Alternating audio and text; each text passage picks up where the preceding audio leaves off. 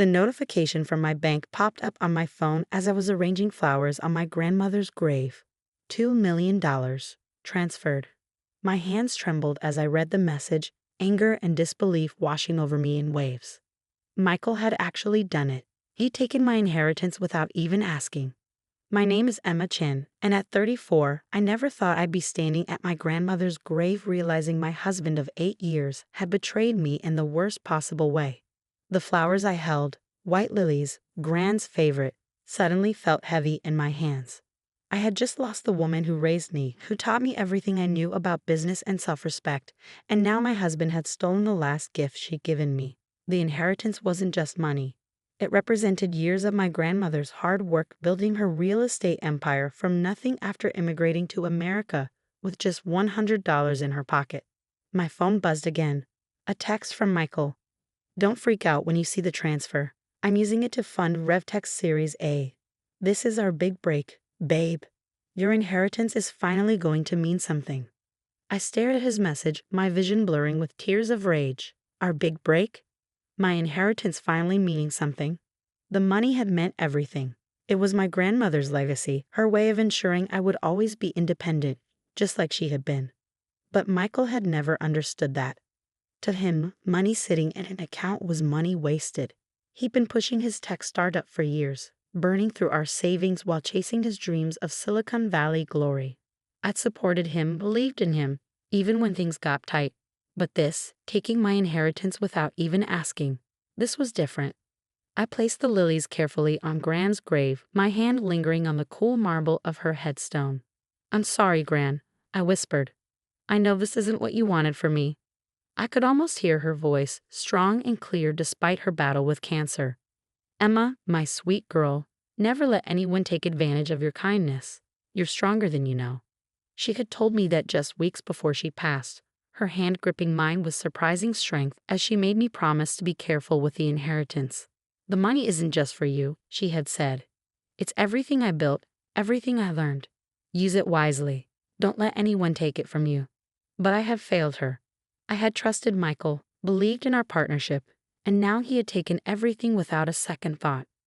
When I got home that evening, Michael was in his home office, surrounded by monitors displaying charts and spreadsheets. He barely looked up when I walked in, his fingers flying over the keyboard. Hey babe, he said, his tone distracted. Great news, I've already got meetings set up with 3 major investors. Once they see we got solid backing, they'll be fighting to get in on this round. We're going to be huge. I stood in the doorway, watching him. The man I had married, the kind, considerate partner who had supported me through grad school, seemed like a stranger now. In his place was someone consumed by ambition, someone who could justify taking my inheritance because he thought he knew better than me. How could you do this? I asked, my voice steady despite the storm raging inside me. That money was for my grandmother. It was meant for me. He finally looked up, his expression a mixture of confusion and irritation. Come on, Emma. You're not seriously upset about this, are you? I'm investing it, not spending it. This is going to make us rich. Us, I repeated. There is no us in this, Michael. You took my inheritance without asking. You had no right. He pushed back from his desk, running a hand through his already disheveled hair. I had every right. We're married. What's yours is mine, remember? Besides, what were you going to do with it? Let it sit in a bank account gathering dust. That was my choice to make, I said, my voice rising. Not yours. Gran left that money to me for a reason. Michael stood up, his face flushing with anger. Your grandmother was old school, Emma. She didn't understand modern business. This is how things work now. You have to move fast, take risks. I'm doing you a favor. I stared at him, really seeing him for the first time. The arrogance, the entitlement, the complete disregard for my feelings or my grandmother's wishes. It had all been there, I realized. I just hadn't wanted to see it. But what Michael didn't know, what he hadn't bothered to find out before he made his grand move, was that I wasn't as helpless as he thought. Gran hadn't just left me money. She had taught me everything she knew about business, about protecting myself, about standing up for what was mine. I turned and walked out of his office without another word, leaving him to his spreadsheets and his dreams of tech glory. I had work to do. The next morning, I called Sarah Chen. My grandmother's longtime lawyer and friend. I hadn't wanted to make this call, had hoped I'd never need to, but Gran had insisted on introducing us months before she'd passed. Keep Sarah's number, she had said. Just in case. She knows what to do. Sarah picked up on the second ring. Emma, she said, her voice warm but professional. I was wondering when I hear from you. He took the money, I said simply. All of it. There was a pause, then Sarah sighed. I was afraid this might happen. Your grandmother was too. That's why we put certain measures in place. I felt the flicker of hope. What kind of measures? The inheritance wasn't just money in an account, Emma. Your grandmother set up a trust with very specific conditions.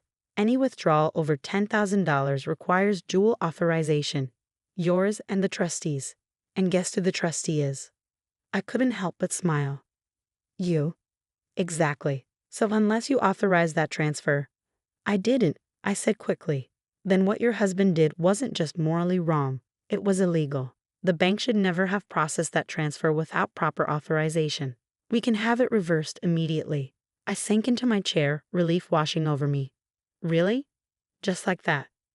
Just like that, Sarah confirmed. But Emma, there's more. Your grandmother knew something like this might happen. She left instructions. If anyone tried to access the trust illegally, they would trigger certain clauses. Would you like to know what those are? I thought about Michael sitting in his office, so sure of himself, so convinced he knew better than everyone else. Yes, I said firmly. Tell me everything. That evening, as I reviewed the documents Sarah had sent over, Michael burst into my home office, his face red with anger. The transfer was reversed, he shouted, waving his phone at me. What did you do? I looked up calmly, channeling my grandmother's quiet strength. I didn't do anything, Michael. The trust did exactly what it was designed to do, protect my inheritance from unauthorized access. He froze, confusion replacing his anger. What trust? What are you talking about? The trust my grandmother set up, I explained, my voice steady. Did you really think she'd just leave $2 million in a regular bank account?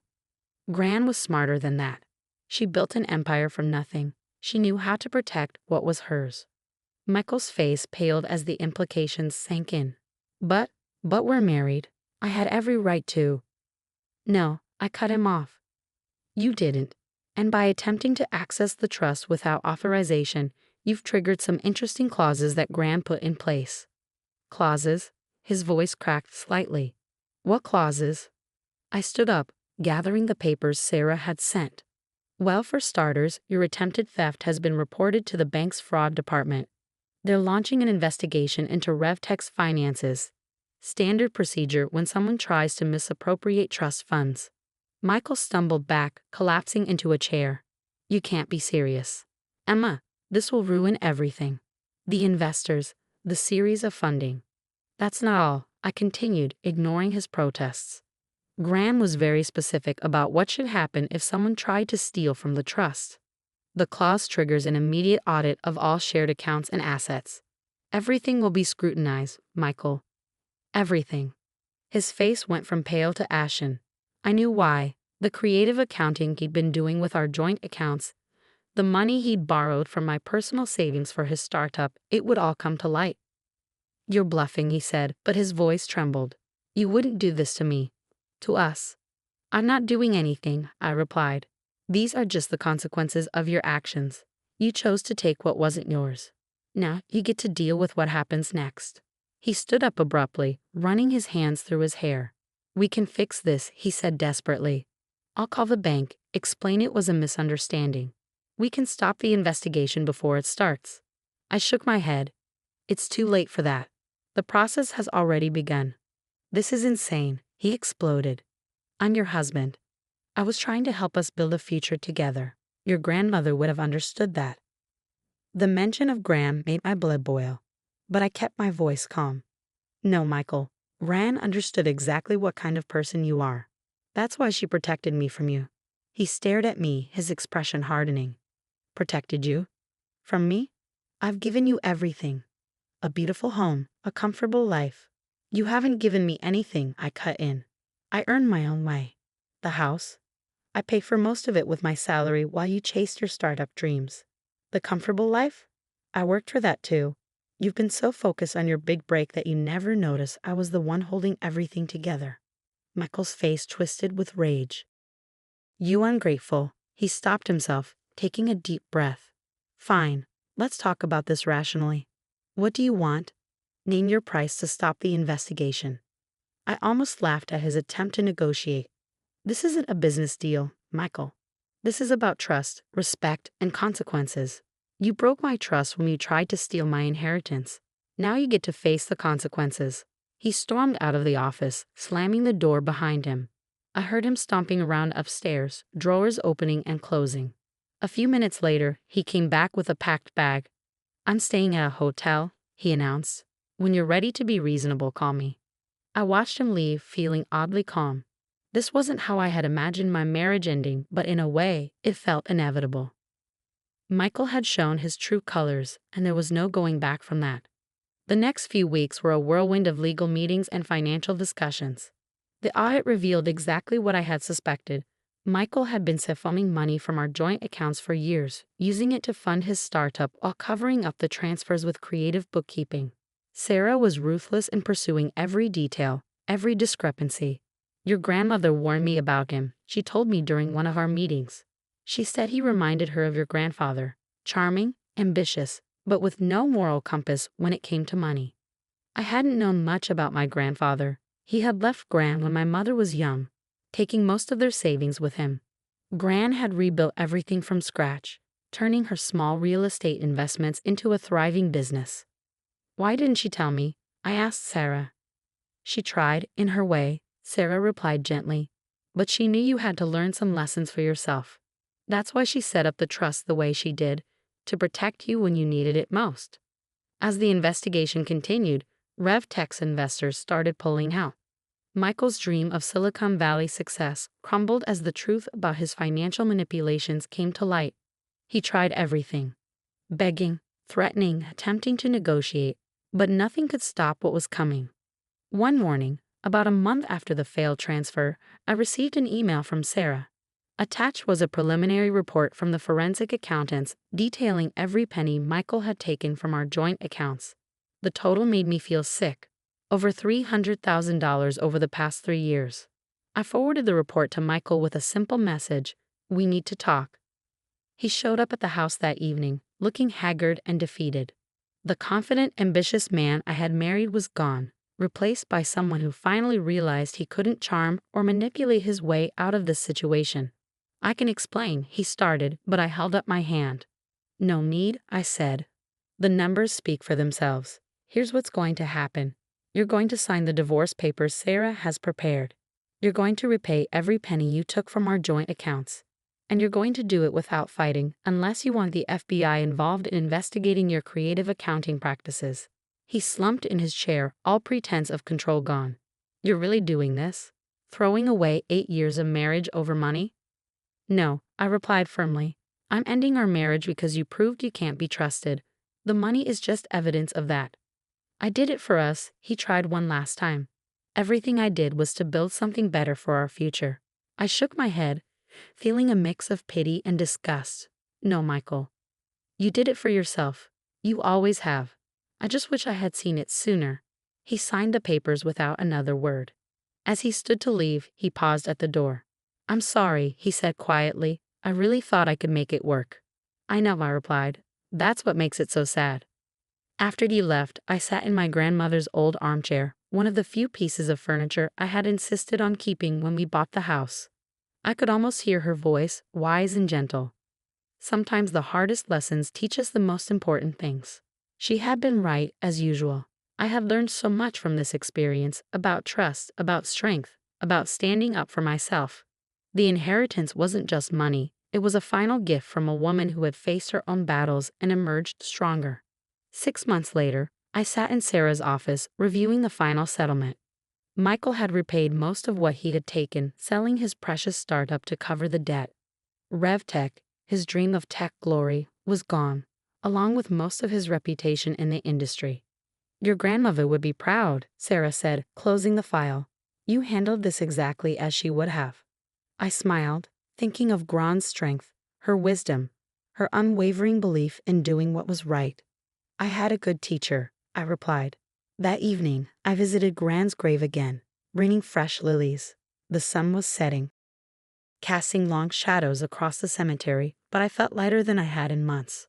You were right, Gran, I said softly, arranging the flowers. About everything.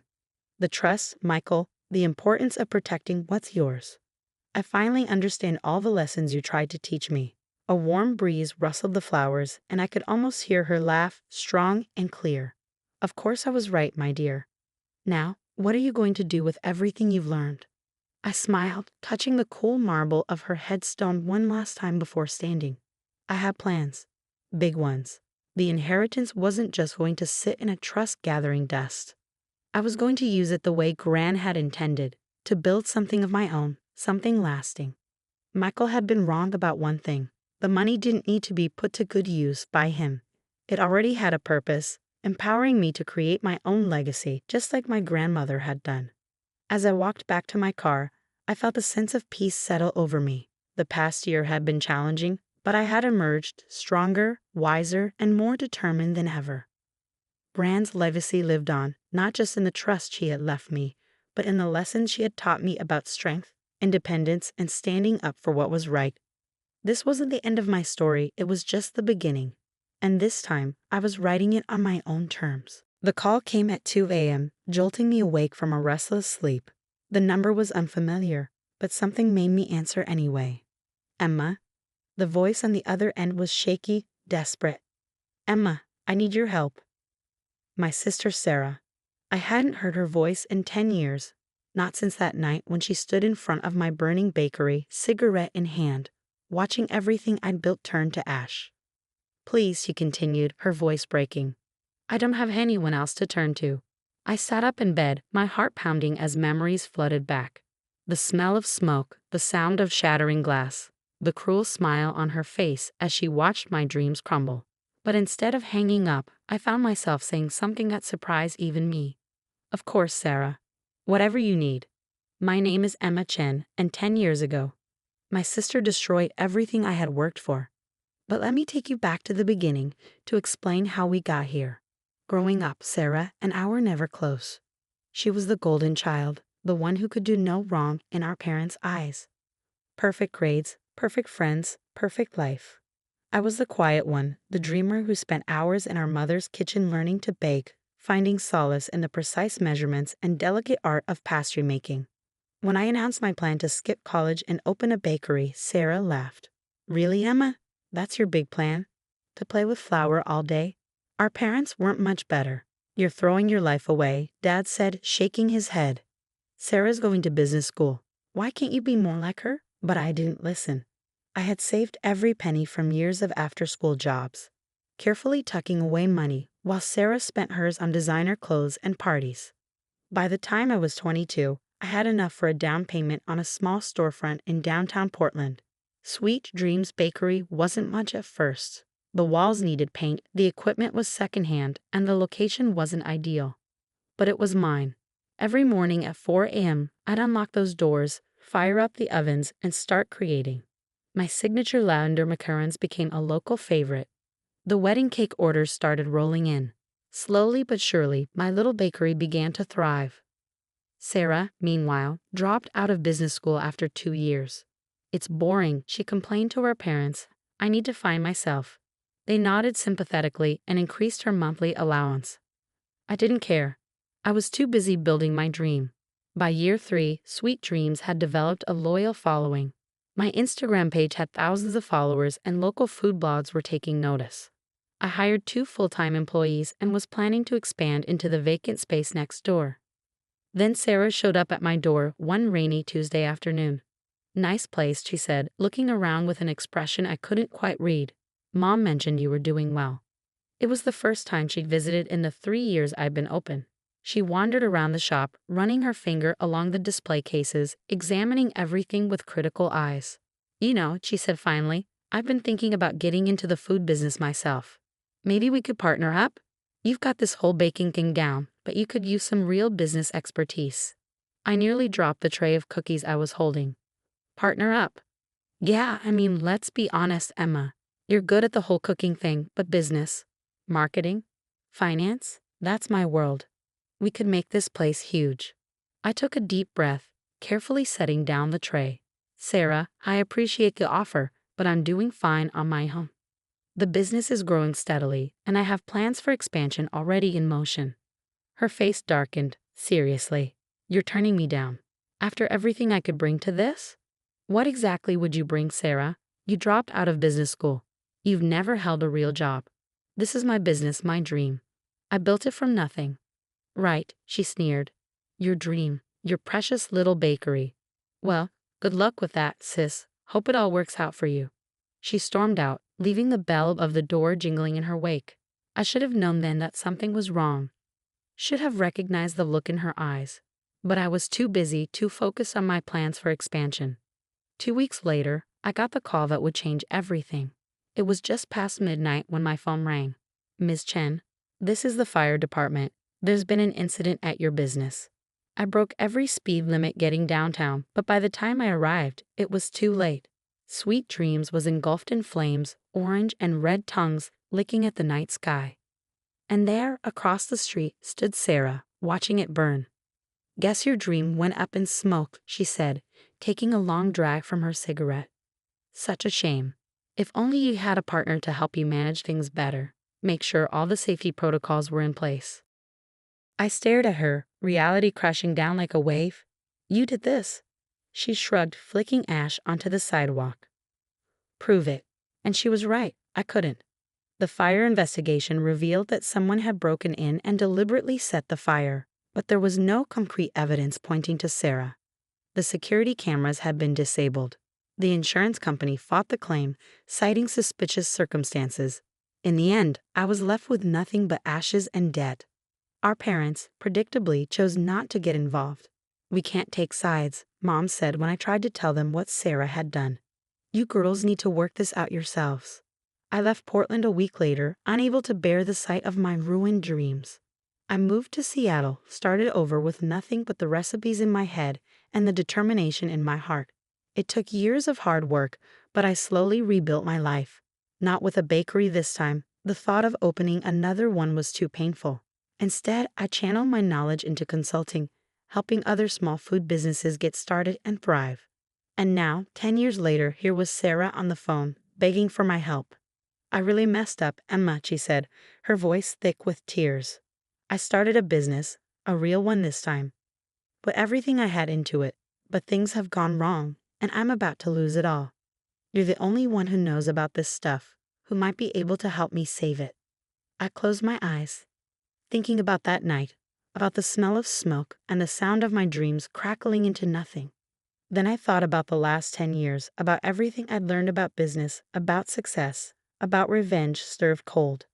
Where are you? I asked, keeping my voice gentle. Let's meet tomorrow. I'll see what I can do. As I hung up the phone, I couldn't help but smile. Sarah thought she was reaching out to her successful sister for help. She had no idea she was walking right into the trap I'd spent 10 years preparing for. Sometimes the sweetest revenge takes time to rise. The coffee shop was nearly empty when Sarah walked in the next morning. 10 years had changed her. Gone were the designer clothes and perfectly styled hair. Instead, she looked tired, worn down, almost fragile. Emma, she said, sliding into the seat across from me. Thank you for meeting me. I know I don't deserve it. I studied her carefully, noting the dark circles under her eyes, the way her hands trembled slightly as she clutched her purse. Tell me what's going on, I said, keeping my voice neutral. She took a shaky breath. I started a business 2 years ago, a high-end boutique. Used every connection I had, even convinced Mom and Dad to invest. Things were good at first, really good. But now, she paused, blinking back tears. I made some bad decisions. Trusted the wrong people. The store is drowning in debt, and I just found out my business partner has been embezzling money. I took a slow sip of my coffee, letting her words hang in the air. How much? Almost everything, she whispered. $500,000. Gone. And the worst part? Mom and Dad's investment. That's gone too. They don't know yet. I can't face them, Emma. I can't tell them I lost everything. The irony wasn't lost on me. Here was Sarah, facing the loss of everything she built, just like I had 10 years ago. But while my destruction had come from her deliberate malice, Hers was the result of her own poor choices. I need your help, she continued, her voice breaking. You're the only one I know who understands business, who might know how to fix this. Please, Emma. I know I don't deserve your help, not after everything, but I'm desperate. I set my cup down carefully, thinking about the files sitting in my home office, the one I'd been building for years. Inside was every piece of information I'd gathered about Sarah's business ventures, every connection I'd cultivated, every detail I'd need for this exact moment. Of course I'll help, I said softly. That's what sisters are for, right? Relief flooded her face. Really? Oh God, Emma, thank you. I promise I'll make it up to you somehow. Don't worry about that, I replied, pulling out my laptop. Let's start by going through your books. I need to see exactly what we're dealing with. Over the next few hours, Sarah laid out the entire mess. Her boutique, Lux & Co. had started strong, capitalizing on her social connections and our parents' investment.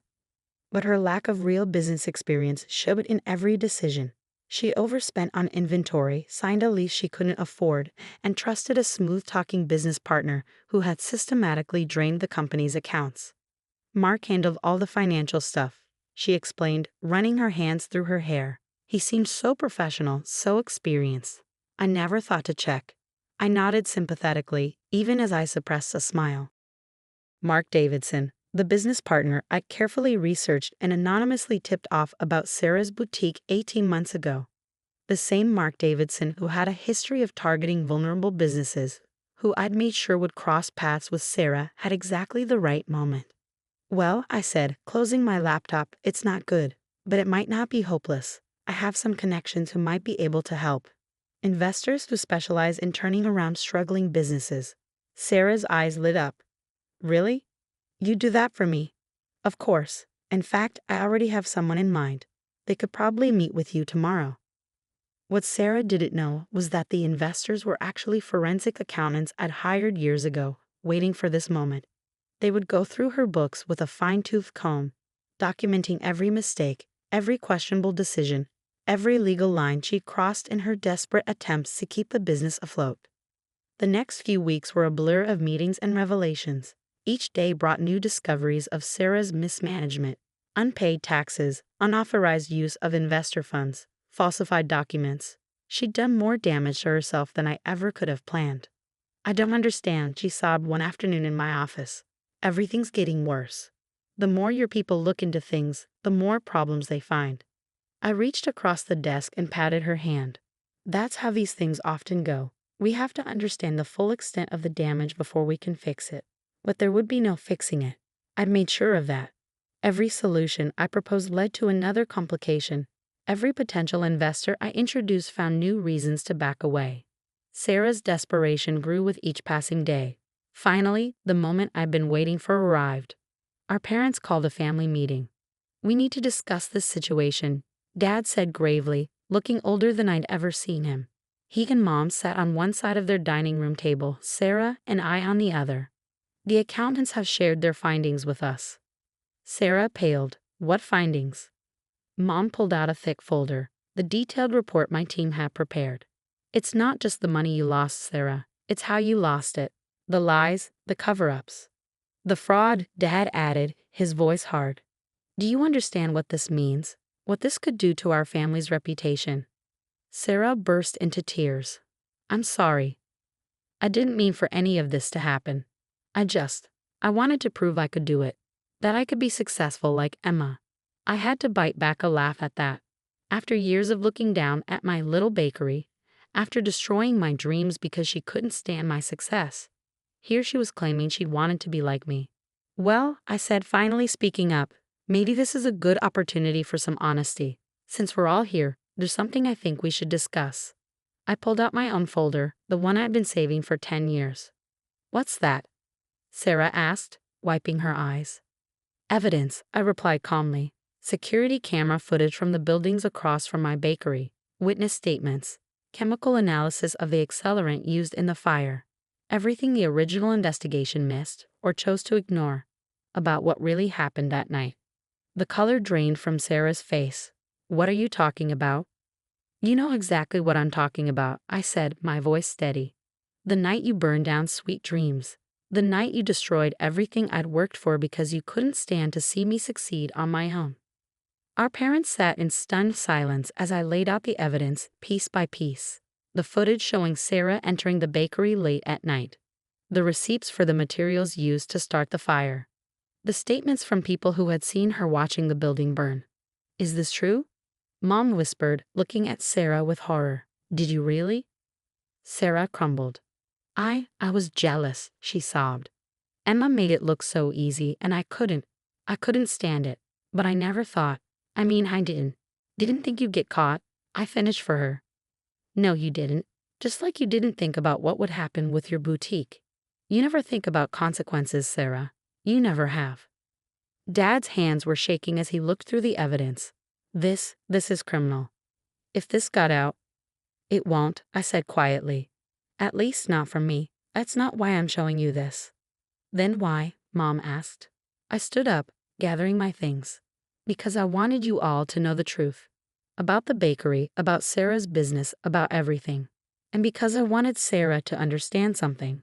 I turned to my sister, meeting her tear-filled eyes. Success isn't about destroying others to get ahead. It's about building something real, something that lasts. Something you never learned to do. I walked to the door, then paused. Oh, and Sarah, consider us even now. Your business is finished. The accountants will make sure of that. But you won't face charges, and neither will Mark Davidson.